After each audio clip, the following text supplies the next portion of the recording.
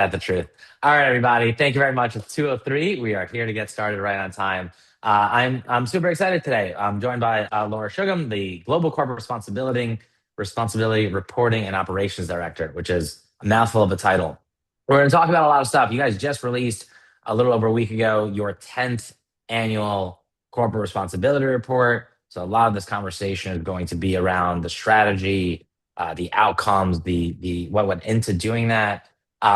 Where I want to start this conversation is your path to this work of sustainability, because, like you mentioned a minute ago, you come from internal audit, which feels to be the topic du jour at every sustainability conference. Every um, Green Biz panel was around how do you pass audits and CSRD. And yesterday at a dinner I did, there was a whole talk about ESG controllership and how important that is and how that is a growing topic. So just to set us up here, Laura, tell us a little bit about your background in audit and the perspective that gives you in your current role in sustainability reporting.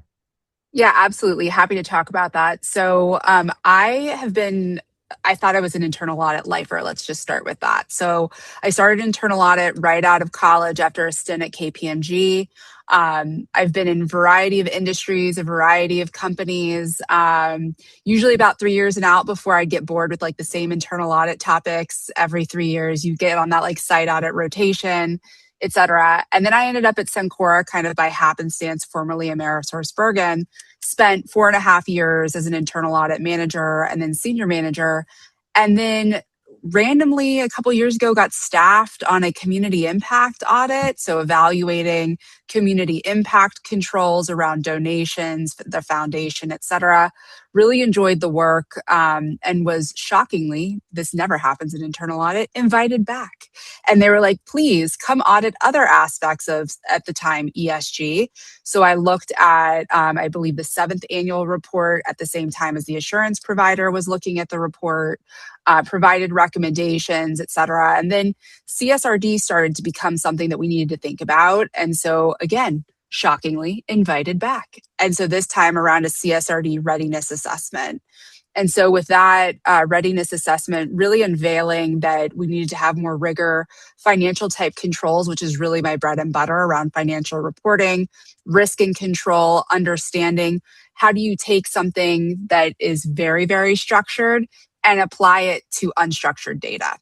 And so that was really where I spent a lot of time innovating, creating an internal control matrix, and then the chief audit executive and the chief accounting officer were like, hey, what would you do if we said that there was going to be an ESG controller opportunity open?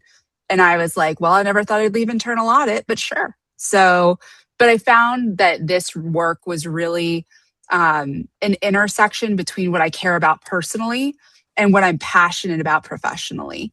So for me, it was a really easy transition. And at the time, there was corporate responsibility or ESG reporting director, and I was the ESG controller. And then when that director moved on to another role, I kind of innovated and said, I think it could be combined. I think we could really do this. I could be the second line of control for both sides. And so really consolidated that role into one, which is kind of why you see reporting and operations. I'm gonna get spicy right away. So last night at dinner, there were two people sitting across from each other. One of them was an ESG controller, and the other one was the sustainability director at a very, very large global company. Sort of making the case before we found out that first person's title that we don't need ESG controllers anymore because the burden of proof is just not as big as we thought it would have to be a year or two ago. That everything is so watered down and assurance is just limited and it's just not as difficult as we thought it would be to make sure we have the right controls in place of course you need controls, they're important, but it's not as hard as it needs to be. What, maybe play devil's advocate for yourself, but if I was at a company, I know some people on this call who are not hiring an ESG controller and are at large companies, what's the case for or against a full-time ESG controller? I should probably not say this out loud, but I'm going to say it anyways because of a transparent human, and that's just what I do. But I think there's an opportunity for it really to be hybrid. I don't think you need one of each. I think you need to really determine what kind of controls you want to have, what type of assurance your business requires, and what do your stakeholders care about? What do the regulators care about? What do your investors care about? What do your team members care about? And then what do your customers care about? What kind of data are they looking for?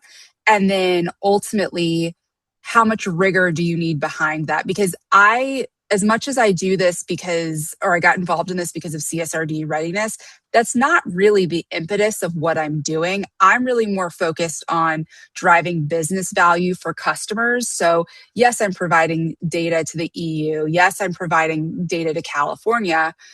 But where I'm really spending my time is making sure that I'm providing the right level of data to customers. So when you think about that intersection and you think about what are your key stakeholders, what are their expectations, that's really where you decide like what level of rigor do you place on the data that you're using versus structured versus unstructured, and you make that determination from there. I still believe it can be a hybrid role. I think there's a lot of opportunity for people like me who really care about this line of work and really want to add value.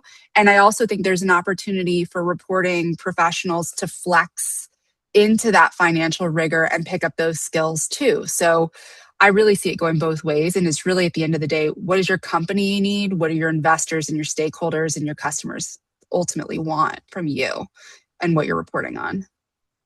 Do you think in a few years, does it go more towards that hybrid, or is it so technical to do the ESG controllership role that it does stay split? And so, as an example, somebody who does seem to be doing a hybrid very well, there was a guy named Scott Song at the real estate company CBRE, who does every panel on earth. I think I'm not sure if he has a job besides travel and go to conferences, but he's a bit of a star around the sustainability conference circuit because he was an auditor, took over the ESG audit, and then now owns this large company, both financial and ESG audit. So he's a great example of this hybrid role. And I think everyone loves him at the sustainability conferences because finance reports to him as opposed to the other way around. What would need to be, maybe a different way of asking it is, what would need to be true in 3 years for this to remain a standalone role versus to be more of a hybrid function? I do think that it's going to really depend on a couple of factors. I think it's really going to depend on what regulators are interested in. And I say that because I think a lot of companies and a lot of ESG or sustainability professionals are still in this mind space of like regulation first, reporting second. Whereas I look at it in a very different way. I think about it as customer first, investor first, reporting second. And then how do I take those things and then apply them to a regulation? So I look at it a little bit differently. And our customers, we sit at the heart of the supply chain for healthcare, and our customers are very keen on understanding what data we can provide them to ultimately support whatever they're reporting on regulation or to their customers, right? Because we're a B2B, we're not B2C. So, again, it's a little bit different for Cencora, but I'm really honing in on providing the right level of data, the right level of both qualitative and quantitative, right? But I'm more focused on maybe different stakeholders. So I think in 3 years, it's really going to depend how regulations move, because I think a lot of companies right now are really focused on how they're meeting the needs of those regulations, maybe versus driving business value for customers and investors. Yeah. We could use that as an opportunity to get to the report. So a week or two ago, Cencora published its 10th annual corporate responsibility report. And you were very involved in that. I want to talk about the process and the outcomes. I want to start off with a quote that was at the very top of it, an introduction from your CEO. I'm going to read for a second, but the opening paragraph and then the concluding paragraph goes follows. This report is an opportunity to pause and reflect on what it means to bring to life our purpose of being united in our responsibility to create healthier futures. It isn't a catchphrase for us. Our purpose guides our decisions and keeps us focused on the people and patients who rely on us. And the last paragraph, corporate responsibility is not a once a year exercise for Cencora. It's an ongoing intentional prioritization to do what's right and to do it well. As you read about the progress we've made, it sets a clear foundation for the work ahead and the impact we can make when we stay true to our purpose. Using that introduction, can you briefly describe what Cencora does, But also tell us about how you think about the importance of reporting and how it brings all of your work together, because that line of responsibility is not a once a year exercise for Cencora is aspirational. And I want to understand the reality and where that actually is true. Yeah, absolutely. So I feel very fortunate. As I mentioned earlier in this conversation, I was kind of your typical millennial, like hopping from company to company every 3 years, getting bored, kind of moving, didn't really feel connected to where I sat and where I was working. And then I came to Cencora by happenstance, again, formerly AmerisourceBergen. And what I really connected with was our purpose, right? Like I'm a very purpose driven individual in my personal life. And so for me, I want to work somewhere where I feel like not only am I contributing to a company, but I'm contributing to the communities in which I live. And so when I think about what Cencora does, sitting at the heart of the healthcare supply chain globally, we do a variety of different things. Our bread and butter has historically been being a healthcare distributor of medications to patients globally, whether that's through health systems, pharmacies, et cetera, but then also making sure that it gets safely into the hands in a responsible way to the end patient. We also are responsible for clinical trial support. Think of our World Courier business. We do 3PL logistics, a variety of different ways to make sure that patients have access to the medications that they need, both health and human and animal, right? So it's a really important job. And, at the end of every single product we ship is a patient. So for us, when we think about how do we tell our story at Cencora, it's truly rooted in our purpose. We are united in our responsibility to create healthier futures. And so, as I think about that and as we think about storytelling for Cencora, we really root in that purpose. And so you'll notice a dramatic shift in the rebrand this year. Historically, we've just called it our annual ESG report, our annual sustainability report, et cetera.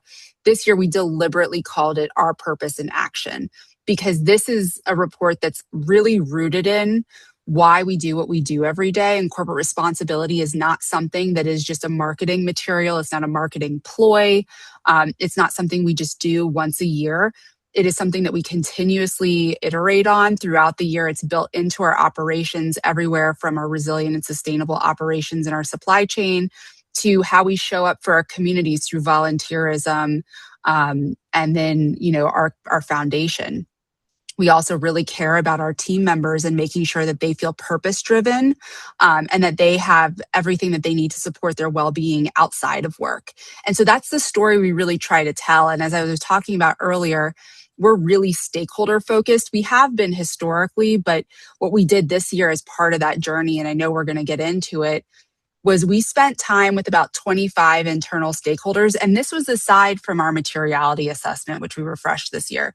We went up and down throughout the organization asking questions about how people use the report, what they care about, what they want to hear, what are the stories that really resonate with them.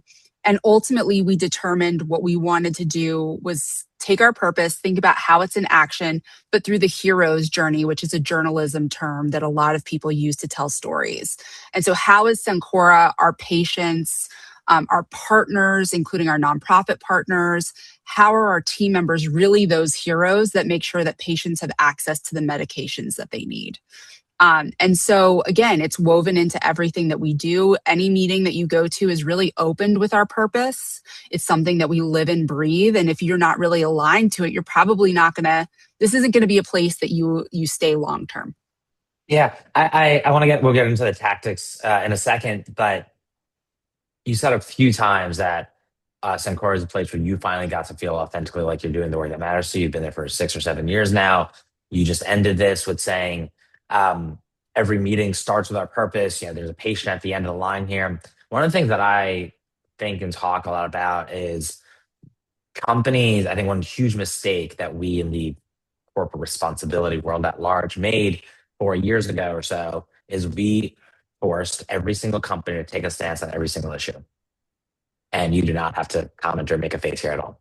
But what that resulted in was companies being torn in many, many directions. And every company had to take a stance on a climate topic, a water stewardship topic, a Native peoples topic, a diversity topic, a criminal justice topic.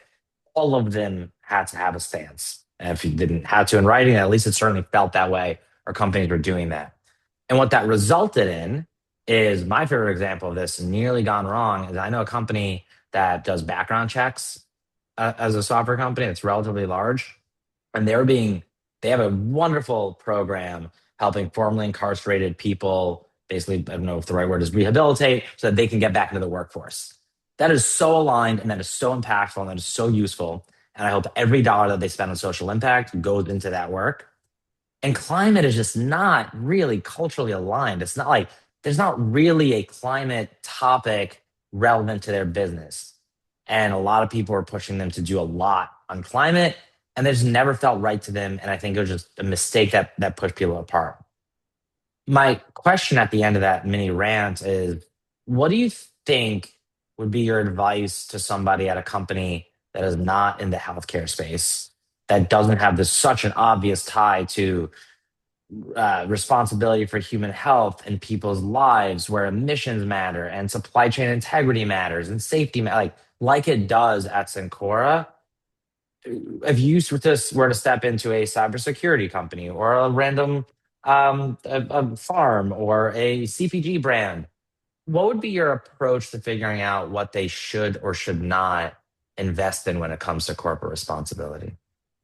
So I'm really glad you asked that question. So again, I'm going to go back to when I entered this role, really thinking about the storytelling, right? Because a lot of it is really storytelling. You're telling the story of your company and why people want to do business with you, why team members want to work there, why investors want to invest in your company.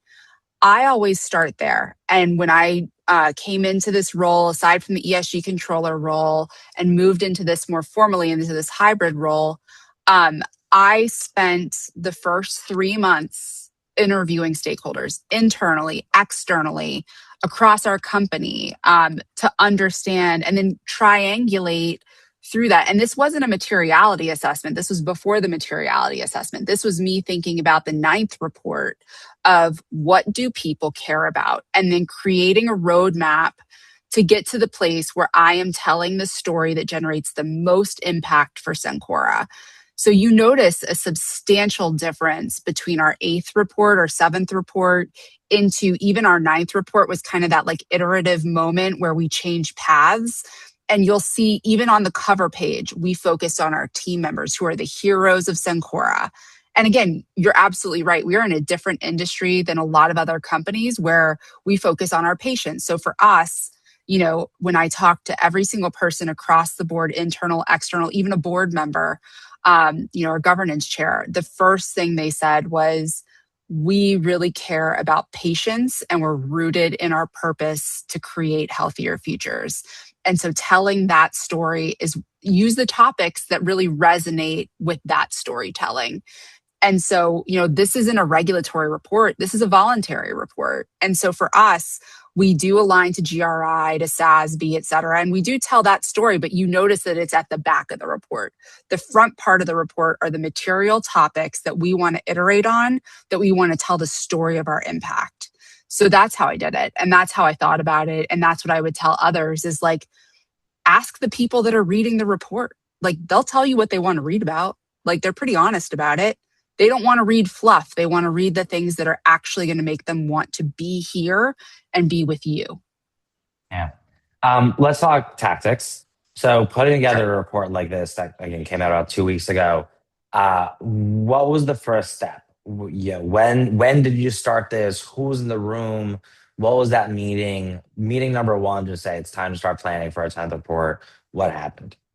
This is a 6-month journey. So I'm going to be a little controversial here. We don't farm any of this work out. We tell our story, we write the content, we design it in-house. We do all of this in-house. So this is a group of, it's a huge PM journey. Mad shout out to my partner in crime, Anna Pettis, who is the best hiring decision I've ever made. Yes, I will say that. She came from the PMO office, again, similar to me. not a sustainability professional, but someone who cares about it and someone who knows how to PM something really, really well and is a great critical thinker. And so I hired her about 3 months before. She had supported us on the last project as a PMO. And the first thing we really did was come up with a project plan. So for us, it was, we know we want to report on in March, like mid-March. So like, let's back into that. And so it's getting everything onto paper in a very formal roadmap style. I am not a disorganized person. I don't do things well on the fly.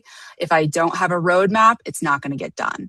So we have a core group of internal stakeholders, everyone from comms to marketing to our subject matter experts across the business, everyone that we've built relationships with over the years, from US supply chain all the way to like EHS, our community impact partners. We have a lot of nonprofit partner stories. And what we do is we put them all on paper. We get the stories that we think we want to tell. We get all the metrics that we need to report on, and then we start mapping out how we're going to do it. And again, it's a 99-page document, so I can only imagine for all of you that you have similarly overwhelming tasks on your plate. And so we just kind of went from there. So we started in September, and then we actually benchmarked against 50 other sustainability reports. So Anna and I sat in a room for 3 days. We looked at everybody's reports, our competitors, industry leaders, in like companies that we admire. And then we took the best of the best and we put it into kind of an idea log. And then we worked with our design partners in marketing to say what's possible. And then to have them kind of based on what we were thinking with our purpose and action, which came kind of out of happenstance, to say, like, what do you think? They present us with a couple of different iterations of ideas. We landed on a collage approach because, again, we care about showcasing our team members because they're the heroes here. And so for 6 months, we literally like sat in a room together on and off. She's in South Carolina. I fly her up periodically just so that we can like be together. She is, again, my partner in crime. And then we just kind of jetted through it, and we had weekly meetings. We engaged our subject matter experts. We engaged functional partners. And for 6 months, we worked on it. And it was released 2 weeks ago. It is one of the proudest achievements of my career. Not because it's something that I think is beautiful and a great marketing material, but it's like a true representation of why I want to work at this company and why I think other people want to work here and why customers should do business with us and why investors want to invest here. It just tells a really beautiful story about why Cencora is integral to our supply chain in healthcare. It's amazing. I read it. I'm one of your readers. I just did Oh, 99 good. pages today. I skipped a few. Oh, GRI is very boring, but I read about yeah. 85 of the pages. I love And it did that. tell a beautiful story. Jeff Bezos has this famous line around, if you need more than two pizzas to feed a team, the team is too big. And yeah, two pizzas, a couple people eat three slices. That's like 6 to 8 people. If you were in Secoro's larger company, maybe we'll give you 4 pizzas. Thank you. But if you're welcome, or maybe you guys are hungry. If you're building out like the core team, we're doing report number one. I've never done this before. My name is head of sustainability. I'm building out my core two pizza rule team to put together this report. What types of roles are you pulling in? And what's that Mhm. waterfall? Who's in the first meeting? Who doesn't show up until the end? Yeah, so first meeting and first person I added to my team was a PMO to help me really And just strategize to and like, think. that is not a particularly technical, that is like, I need you to run this project for me. What happens when, who plugs in, who's late? That is a project management role. Yeah, I need a project manager. And then I was like, all right, well, I want my comms bestie because she knows how to tell a good story. So then I'm pulling in my internal comms partner, I'm pulling in my PR. And then I'm starting to have conversations with stakeholders to say, like, again, who cares about what stories do you have that you want to tell? I'm having people submit stories. I'm going through online. But again, a lot of this was like a two person team of like, hey, this is the story we want to tell. Let's bring in functional business partners. And then, like, you and I work with our subject matter experts to really crystallize a great story. Again, like comms, PR, design, marketing, global brand, all of our functional partners that are subject matter experts. So think like in the second iteration, once we've figured out like who's going to be on this core team, which is again, all the functional business partners, then you go to the core team of subject matter experts, where it's everyone from EHS to US supply chain product integrity. Then you've got like our Because they're the community ones like impact doing team. the work, right? They like do the stuff. So you Right, got to collect, what did you do? What is the hero journey? right. What story? Like, They're if you don't for know it, lack you of a better ingest it or, word, they're the sausage makers. So yeah, like they're the ones who are doing the thing. So it's like I'm telling the story of them doing the thing. So I need you're just a them to come in. journalist. I'm a journalist. And so it's everybody across the organization and that like so we had like kind of two different meetings. We had the core team, which is like all the functional business partners. And then we had like subject matter expert meetings where we'd bring people together to say, like, hey, here's what we're thinking, here are the stories. And we'd segment them out based on our three pillars, which is purpose driven team members, healthy communities, and resilient and sustainable operations. Yeah. Um, and we met bi-weekly on like in a different cadence, right, for the different types of teams every other week. And then from there we had like a very specific review and approval chain. We also developed our own in-house solution. I mean, it's not technically like ours. We didn't build it, we didn't code it, but like we reformatted an existing solution so that I didn't have to go pay for a really expensive last mile reporting solution that I didn't need. And so it's really a lot of like repurposing, but doing it fit for purpose. And so we used, we also, hot topic, used Gen AI for some of it to make sure the tone and themality like came through and resonated. So there were a lot of, as many sustainability professionals know right now, we are a very small but mighty team. So like we used every resource and solution we could outside of going to an external vendor because we feel like as people who are team members who live and breathe Cencora, Anna and I have both been here for 7 years each and in different roles, different capacities. We both feel like we should be the ones working with our team members to tell that story because we know it best. We live it every day. Yeah. We'll talk about AI. I want to ask a couple more questions, but someone here Sure. chimed in and asked a question saying, in a world where sustainability, hiring, and resource investment is in a bit of a slump, very nicely put, how do you quantify the impact of reporting and stakeholder engagement that you lead? I'm going to just chime in there. You talk about customers and investors and make it more valuable to read. I'm also going to say 99 pages is a lot of pages. How do Mhm. you think about why not cut it down to a little 10-page little quick brochure? Why do you not make it in different formats? Like, how do you quantify and justify the Oh, impact of yeah. all this work? Oh, yeah. So I love talking about this. This is my favorite thing. My second favorite thing over reporting. So we You are fun. spent I am. Everybody says it. But so what's funny is for the ninth report, we just kind of did like a light refresh as I talked about earlier. But what we did was we tracked the different materials with like clicks and all of the fun technology things that I don't really understand, but that someone teaches me and tells me I should understand better.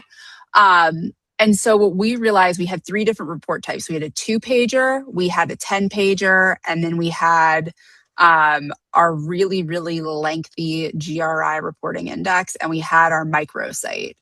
And what we found was that like no one was really reading any of them. It was like they didn't really know where to go, what to do, what to click on. And so ultimately we decided this year, we're like, we're going to make it really simple. We're going to have one site, we're going to have one report, and we're going to make everything linkable. So people can really easily like figure out if I like this in the reporting content index, here's a direct click to that page. You just go right there. So like we made that very easy.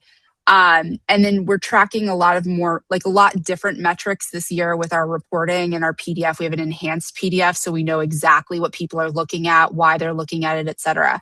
But as I mentioned earlier, and the part that I love the most about my role is the ability to innovate and think a little bit differently about like our stakeholders. And so what we found about a year and a half ago was people were looking at the report, but they weren't necessarily like, they were getting the information they wanted, but we weren't really understanding who was looking at it, where they were going, who was sending them which link to what. We weren't quantifying the requests that were coming in from all of these different stakeholders.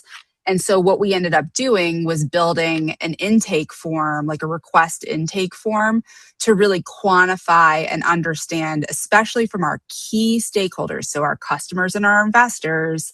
If they need something, we want to know what they need, what they're asking for, and why they're asking for it.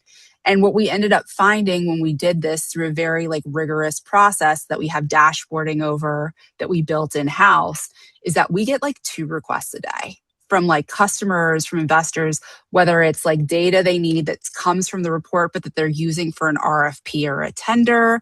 We get requests that are coming in for contract clauses. And again, all of this is information that they want that's in the report, but they want more. And so what we're doing is we're trying to quantify that and better understand it. And then what we did this year was we learned from all of the things that they were asking, and then we made sure to input them into the report. So we're really iterating on that request. And then it's driving business value back. We're reporting back to our board of directors, here are all the things that we're doing to drive business value, and here are all the requests that are coming in for our customers. And ultimately, by providing this, they're wanting to do business with us. So, like, hey, maybe we should have more resources to do more things to keep iterating with them. So, and in a time where sustainability has really contracted in team size, we've expanded because we're able to demonstrate and prove to leadership, to the board, et cetera, that like, we're not just doing this for fun. We're not doing it just to plant trees. We're doing it because our customers demand it. Yeah. Right around the 2:30 mark, we always have a few people drop off for their meetings and a few new people join. So welcome everybody. Laura and I say hello. Just a reminder, Q&A is open and chat is open, so feel free to drop things in. I want to tie to that question. That was a good question that was just asked. If you were your very skeptical boss and you were just Mhm. unsure about this whole topic, what would be the metric that you think you watch the closest to determine whether we do this again next year? What is the most important thing that you either are above the line or below the line and you will get an 11th or you don't get an 11th report?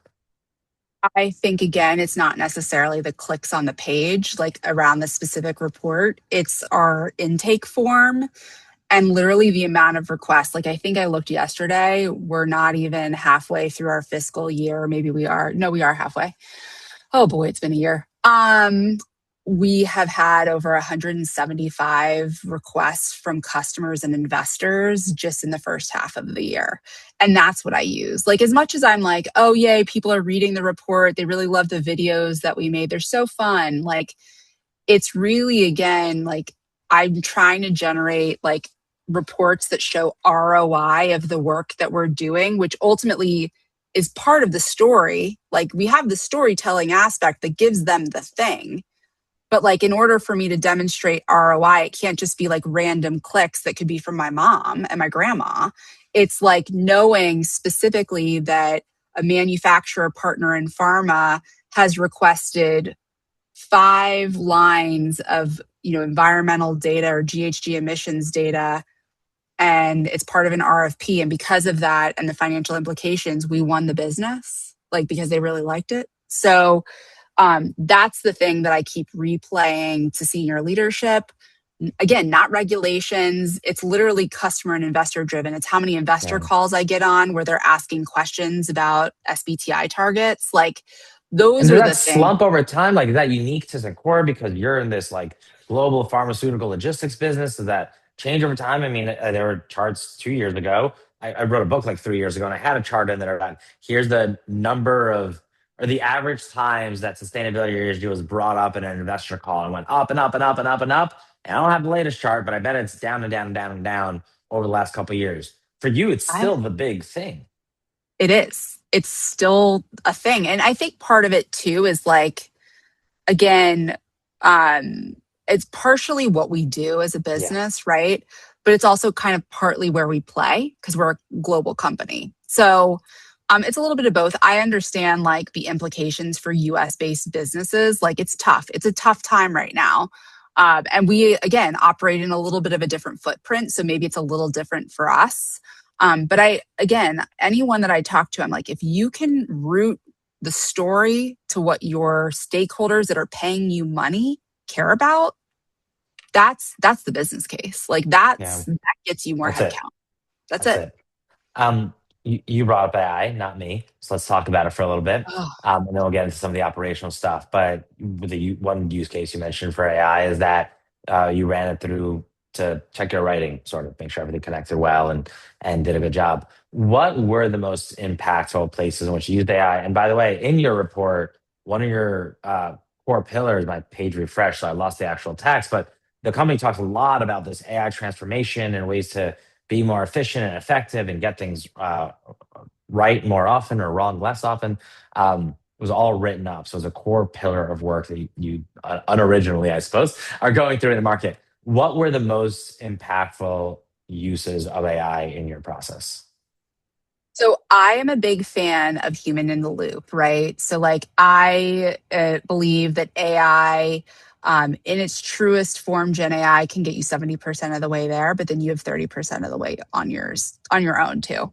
And so I candidly used it, as I said before, for a lot of like, you know, gut checks, right? On like, am I telling the story? Because there were two of us really writing. It was me and Anna. And so, when people write, they write differently. We also had subject matter experts that sometimes helped us write. Shout out to my other bestie, Mel Bermudez. And so you have different people writing. So sometimes you need to check to make sure we're delivering one voice because that's something that we really care about at Cencora. So making sure that the tonality felt right. There was a lot of like me doing research too. So like maybe less on AI actually like writing the thing and a little bit on me being like, does this feel right for the moment and doing research in AI.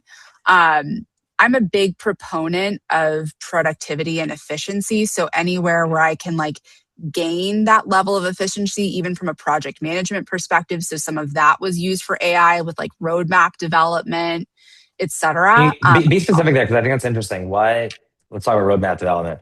What, how did that look with AI? Like key pillars, timeline development, like what's reasonable. Cause like I tend to work really fast, but I also like tend to bring people along with me as I'm like motoring through something. Like, what's a reasonable timeline for this? And like backing into it. What would a good review and approval matrix look like? Those kinds of things. So, like that type of research and Or are project these management. specialized tool or let me just maybe not specialized tools, but what percentage of the tools you use were just the basic Claude or OpenAI or whatever you guys have access to versus I don't know, you use the Asana or the Monday.com project management AI or use the something more specialized. What did you use? So at Cencora, we have our own OpenAI based on Microsoft's platform and it's closed loop. Mhm. So for us, it can go out and search externally, but it doesn't produce anything that you enter into it doesn't end up being Mhm. trained on for other models. So that's what I used. I didn't use anything in a project management software. I didn't use anything else. I literally just used our AI platform. Mhm. And it's pretty smart, pretty intelligent. It also can do data analysis for us. So there were Mhm. some spreadsheets that I was given by subject matter experts that I ran through to make sure there were no accuracy issues, that all of Mhm. the formulas were correct, stuff like that to help me with assurance. Because aside from my day job of helping write the report, manage the timelines, et cetera, I also, as part of that hybrid role, still operate in that control check, internal audit mindset. Yeah. In the last 10 or 15 minutes here, I want to get to we'll call it the work, not the Sure. reporting, but the actual work.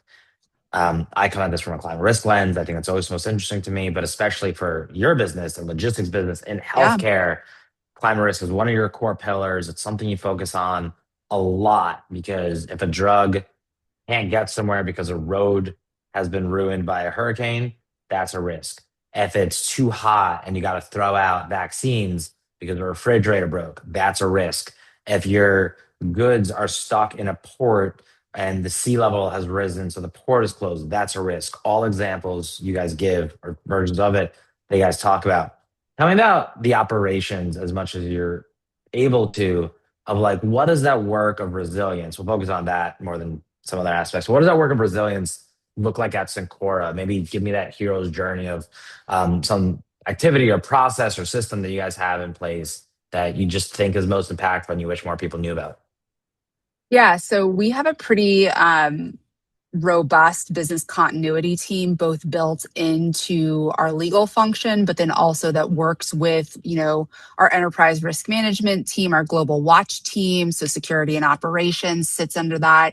And then we also have a very robust business continuity team that actually sits in our supply chain business.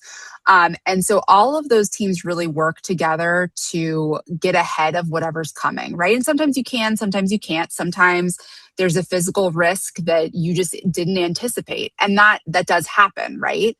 But as much as we can, we try to operate in that proactive mindset. So as soon as we know, for example, that a hurricane is coming, right? Say it's going towards Puerto Rico, which is we have a distribution center there. It's how do we reroute as an organization? How do we use a different distribution center to make sure that patients get their medication, right? So there's a system in place that defaults to another nearby distribution center that ultimately ensures that patients receive their medication. And all of that is done under the umbrella of business continuity and planning across various divisions of the business that all kind of work seamlessly together. I have friends that work in business continuity, and sometimes I will call and she will be like, I am unavailable tonight because I am on call and I am responding to some sort of physical risk that has impacted the business. So I think, again, coming back to, our purpose as an organization and our team members really being on that hero's journey, I am always really impressed by our distribution center teams. They always step up in times of need where there's anticipated or unanticipated physical risk that impacts the supply chain. Um, whether or not it's anticipated or not, people are working after hours. They're staying overnight at a distribution center. They're alerting broader teams. They're flying people in. They're rerouting medications at all hours of the night. People stay on late. It's just an incredible work. And I think it's so imperative to being at the healthcare or the intersection or middle of the healthcare supply chain.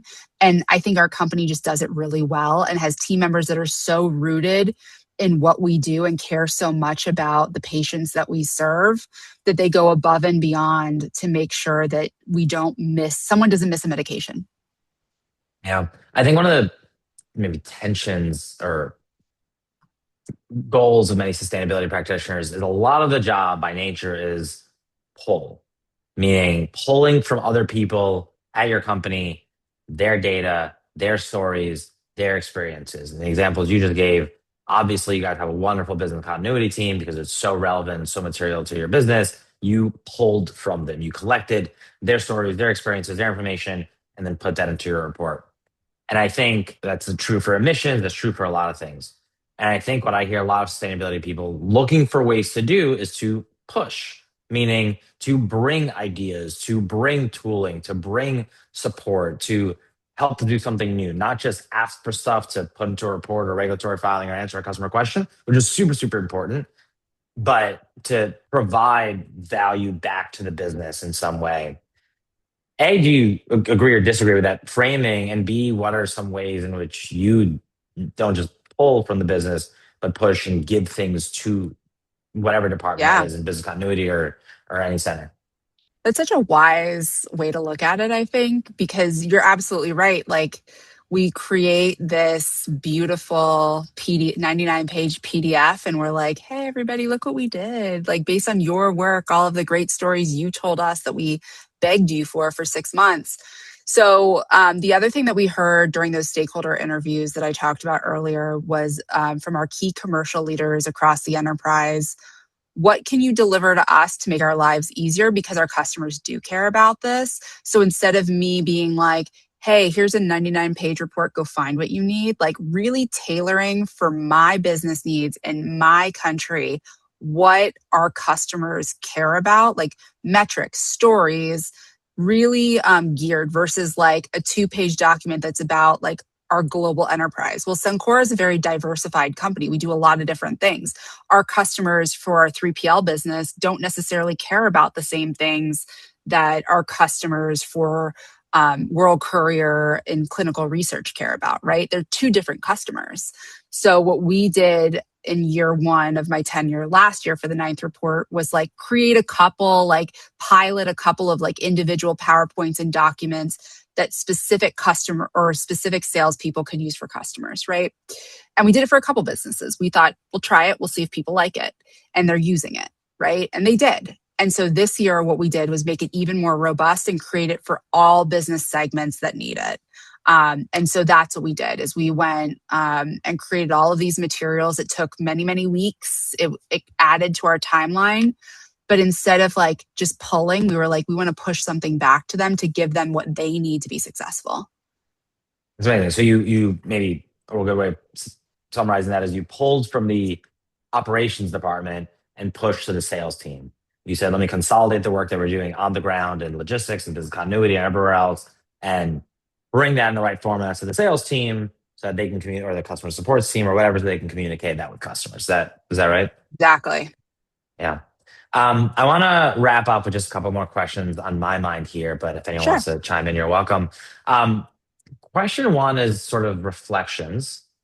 Sure. So you said this is one of the prouder uh, professional accomplishments of yours. It's only been 2 weeks, and you're going on a Disney cruise in 2 days, or maybe tomorrow. So maybe you'll have a better answer in a week after a week of whatever they serve on Disney cruises. But what do you take away from this experience if you were to reflect on where we're at in corporate sustainability today? Yesterday, I'm referencing yesterday a lot. I had a dinner with a bunch of folks. And so the conversation went, there were many drinks there. So the conversation got pretty honest. But one of the things that we were reflecting on is we all got into this work to some version of the following answer: make a big impact to slow down climate change or to protect people and planet in the face of it directionally. And we're all trying to figure out what our role really is because we get to these companies and we find out, we think, oh, I'm going to set goals and targets and do all these amazing things and keep people safe. And a lot of it ends up being reporting. And the big conversation last night was, are we falling to the level of reporting? Or are we using reporting to reach these goals? And I'm wondering if you can reflect on these 6 months of effort, on this one of your proudest professional accomplishments, and put that in the context of not just Sencora's um, customer relationships and your own business, but in our all, I'm assuming here, shared personal interest in protecting people and planet. How do those two connect in your mind? So I think for me, it's interesting because I think if I was somewhere else, I'd probably be having a lot of these like internal moments of, I don't want to say pessimism, but I think for me, like I'm really cautiously optimistic about it as a sustainability professional, no longer an audit professional. Um, but I think I really feel cautiously optimistic that we can continue to leverage reporting to tell our businesses this is why we do this and this is how it's generating ROI for our business. Like, yeah, this is like a really pretty story and it's great marketing materials, but like if you present it in the right way to the ELT or our executive leadership as well as the board of directors, there's a lot of buy-in. I think if you frame it in a way that it is approachable, that people understand. That was another thing that we really thought about this year too, was like, how do we make this less elitist, if you want to call it that, and more approachable? And I'm really optimistic because the response that we've gotten has been so positive around like making it so humanistic, human centered, making people care about something. There are a lot of people at this company too that like this just isn't for them. Like this isn't something that they got into. Like they're glad that we do it, but it's not like a priority for them. But if you continue to tell the story in a way that resonates, that really is like human focused, that pulls at those like heartstrings, if you want to call it that, but then also really tells people like, maybe this just isn't for you, but it's generating business for us. So it's a net positive. I mean, you're doing two great things at once.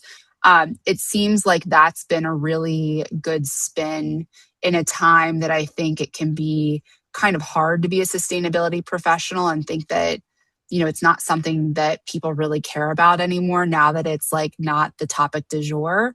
So that's kind of how I'm thinking about it. That's well said. Um, last question here, but it's much more of a personal and career one. Yesterday, I was with a mutual friend and admirer, and we were talking about honestly what a badass you are. And we both agreed that if we can attach ourselves at the hip to your career, ours will be just fine. And take that compliment and That's sit really on it sweet. for a Thank little you. bit. And we mean it. And the question is, it's hard to, you're not necessarily going to pay yourself a lot of compliments, but I'll phrase it in the following way. If you're hiring for your replacement, what do you think are the most important skills that would make somebody very successful? And it seems, again, if you push through, like I just looked this up, 22 people this week, and it's only Thursday, 22 people this week in your role. I have like a pretty good sense of people in your general role, and you're like seem to be pushing through a lot of impact and to be in the right rooms and do this work. If you were hiring your replacement, what do you think are those most important qualities or skill sets that would make somebody successful? I appreciate that so much. I'm not good at compliments, so I'm going to be really awkward for a little So just bit. take it. Just take it. I'm And going to that's why I take didn't it. say what's good about you. I said if you're hiring your replacement, take Yeah, the framing. if I was hiring my replacement, I think I'm focused on a couple of things personally. I feel like people that are passionate about what they do can do just about anything. So like if you're passionate about something, it comes through your work. And I think that's something that isn't necessarily a learned skill. I also think people that are naturally good at relationship building and bring people in on a journey with them, like make them feel like they're part of it, part of something bigger than themselves, like you tend to be more successful because people want to work with you. Like I learned that in internal audit. People don't want you there. People don't want you in that room. So it's like, how do you make them want you in that room? How do you make them want to be in the room with you? And so that's something that I look at when I'm hiring too, is like people that I just want to hang out with and who I think that our most difficult stakeholders would want to talk to.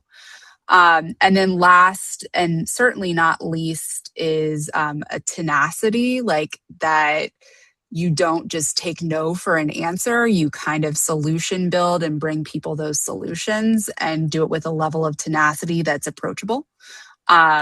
Because in this space in particular, there's a lot of no.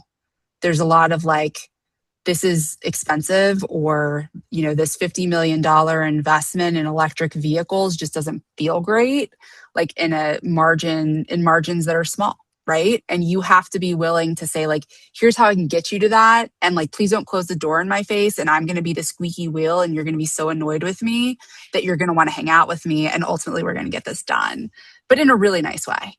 So those are the things that I think about. And it's really more this, I shouldn't say this, the soft skills, and not as much a like, I went to school for 4 years and learned about GHG accounting and I'm really, really good at emissions reporting. Like you can teach that to someone. You can't always teach them all of those other things.